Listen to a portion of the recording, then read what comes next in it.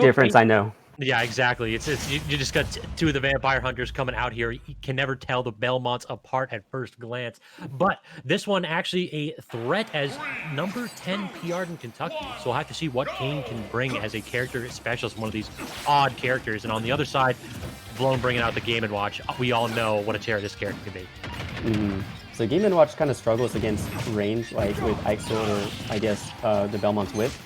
But Game & Watch does have the opportunity to reflect projectiles with Bucket because that has been an added feature into this game. Using it right there to land, actually, very good use. But down airing the piece of bacon, I'll take that dinner and use it to escape. Yeah, I kind of want to see Kain use the downer to recover one of these in one of these games because that would be really hype.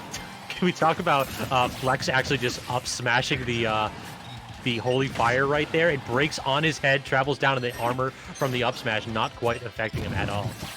When you got a C helmet as strong as Game & Watch is, you can go through anything. Very true.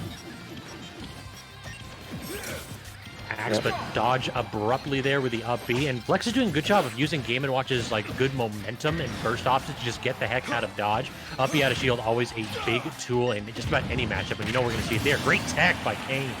Yeah, that was such a good recovery by Kain, but the coverage by Vlone Flex was just too strong, getting the up smash with the roll read.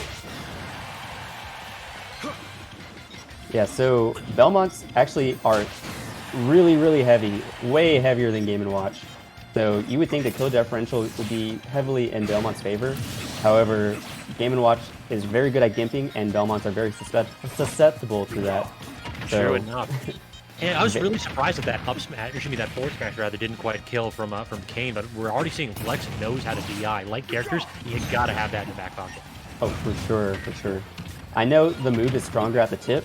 It has a tipper hitbox, sort of like Marth's sword, or Corin's forward smash. So they didn't hit with the tip of it, so that's probably why I think so. Down tilt into the neutral air, using a nice lingering hitbox to beat Flex's air dodge, and then again an air dodge down. It looks like Flex is basically saving his air dodges for just the right moment when Kain is ready to commit to an aerial. That's the one problem. These things linger and are pretty quick, but they do have a bit of lag to them. It's that forward smash almost killing, not quite tipper that. Just return to sender on the cross, take it away. Ooh, not going to get the berry from the forward smash, but Kain is off stage. Find his way back to center stage. That one will definitely take the stock. Yep, that time a little bit of an air dodge in by Flex, not quite apropos of success. Fire into neutral air. I'm digging the convergence. Second neutral air to catch the tech. I love Belmont's low percent combos. They're pretty flashy. Yeah, and I just love the sound effects. Like they did a superb job with sound design in this game, and the Belmonts are one of the places where it really shines, using like assets from the 8-bit era games. Sounds like. Yeah, that's one thing Sakurai does very well is pays a lot of respect to where the characters come from. True. So Kain's doing a pretty good job of like covering spots where Flex tries to like air dodge in or roll in. Like it's kind of like Belmont B&Bs. They have such good options for covering rolls. And speaking of coverage, that bomb filled up the entire platform. Yeah. But yeah, the ledge guarding. Wow, that forward throw is going to take the stock. No DI is going to save you, surprisingly. Yeah, no kill screen zoom in needed, I guess, right there. Perhaps just not quite ready to react to that no pummel instant toss there. Wait, is Simon's leg going through his shirt thing? Don't look at it. Don't look at it. Yeah, I've noticed that with like a lot of the longer, baggier like clothes, they tend to like have just the hitbox models clip through. Okay, I'm just making sure my eyes weren't playing tricks on me. Yeah, do not adjust your television, folks. A little bit of a fluky programming on that stuff. But yeah, that was a pretty even game until Kain just got Game & Watch to the ledge. Game & Watch doesn't have too much mobility except using up B out of shield just to get out of situations. But once Game & Watch is on the ledge, Belmont just plays a single player game of just throwing Holy Water, Axe, and not Arc Fire, but yeah, Holy Water, like everything in his arsenal. And yeah, it becomes pretty much a single player game, and if Game & Watch can't get around that, that's so much damage and possibly a stock. I still think they have one of, if not the best ledge pressures in the game.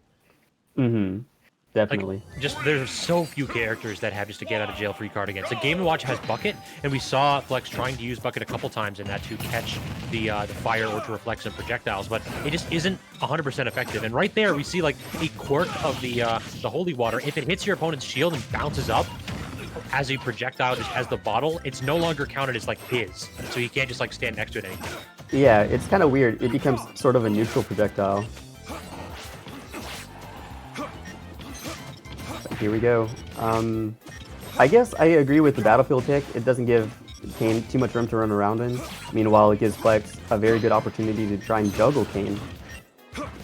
And he can just upbeat a platform. Like, he gives Game & Watch so many good escape options. But the problem is that this chain whip is devastating in sharking through these platforms, and Flex can't find a way back to stage. The aggressive up B intercepted by that axe, and 37% on Kain. Looks like he's really comfortable on tri-plats. Kain covered probably 5 out of 6 options right there, and Flex needed to pick the exact right option, but not able to find that one.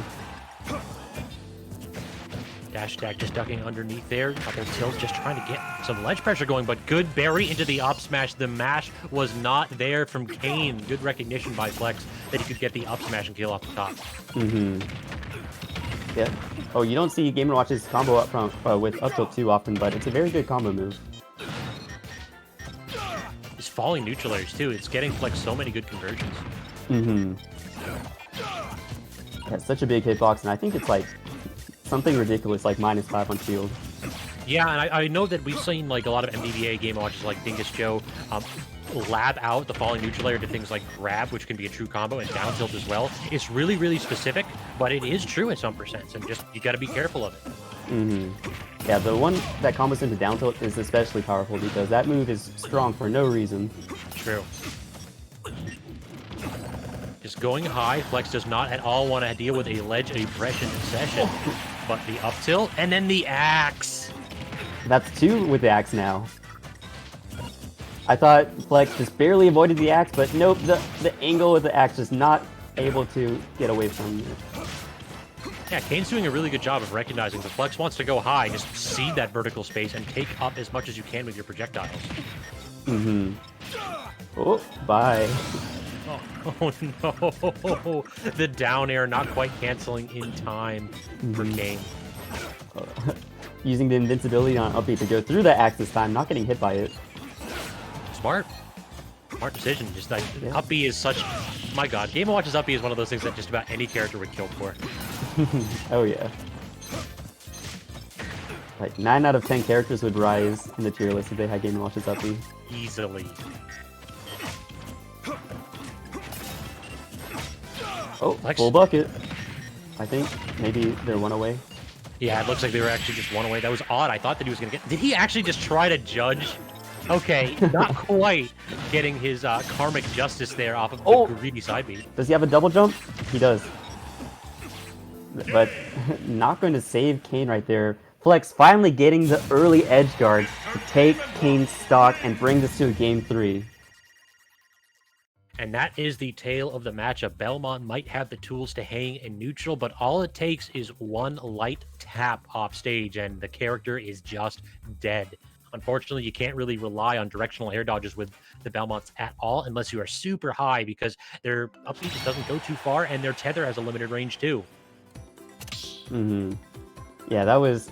After that SD by Kain second stock, it was all downhill from there. So...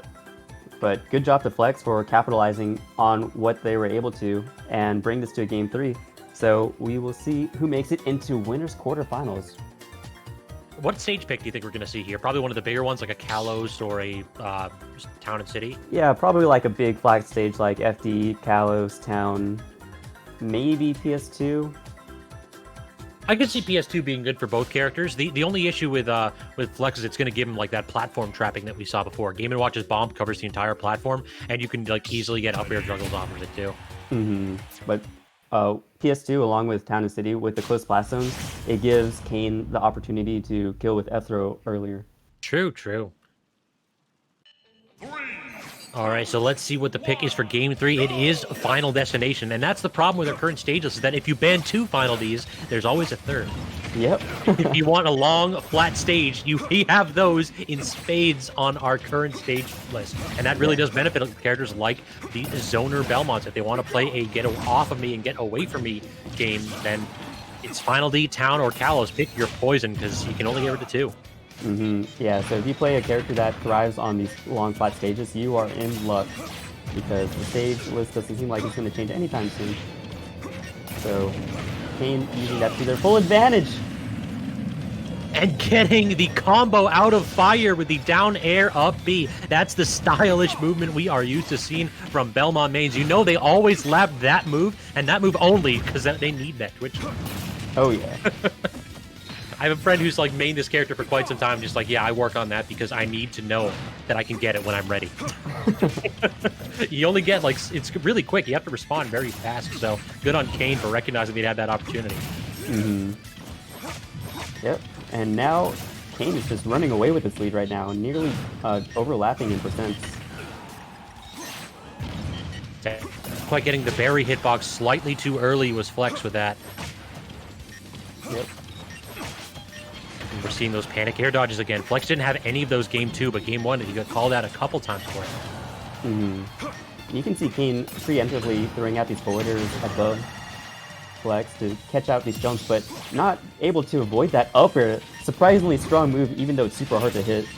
True, it has that temper too that you mentioned before in the previous game, and if it will go directly through things like Game & Watch's key, you can't try to land on that with a hitbox. Oh yeah, it has crazy range, but it's very slim, so it's very hard to hit, but when it does, it's strong. Just like that down smash. Yeah, miss tech into optimal punish. So Flex trying to get a little bit even here, but he still has a stock to make up here. He cannot afford too many trades, and unfortunately that is what the Belmonts excel at, is chipping you away. Death by 1,000 cuts and 1,000 to projectiles. Oh, he tried for it. I respect it though. Yeah.